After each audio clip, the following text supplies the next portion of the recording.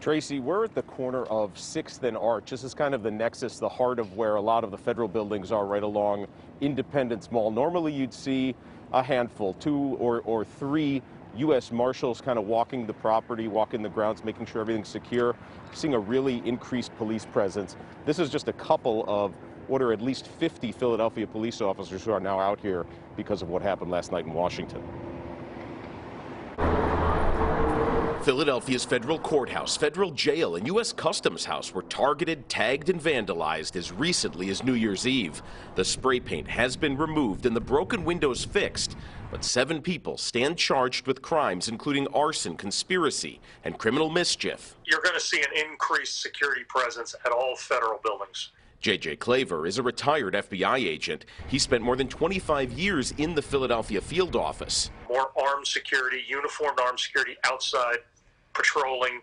You might see more vehicles parked at areas where there could be potential vehicle access, blocking entrances.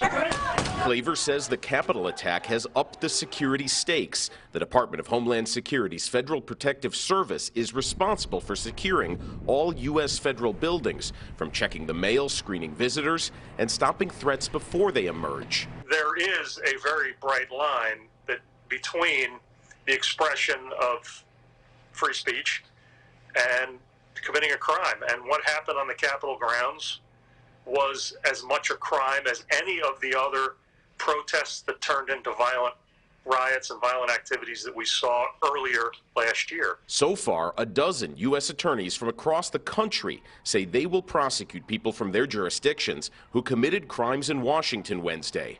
The U.S. attorney in the Eastern District of Pennsylvania charged many for the violence and destruction this summer in Philadelphia. This afternoon, U.S. Attorney William McSwain, who was appointed by President Trump, tweeted, "I have reached out to my colleagues in D.C. to offer any possible assistance in sorting out and prosecuting any federal crimes that were committed. Regardless of our political affiliations, it is time to come together as a country and welcome the new administration." A new administration also means U.S. Attorney McSwain will likely be out of a job by the end of the month.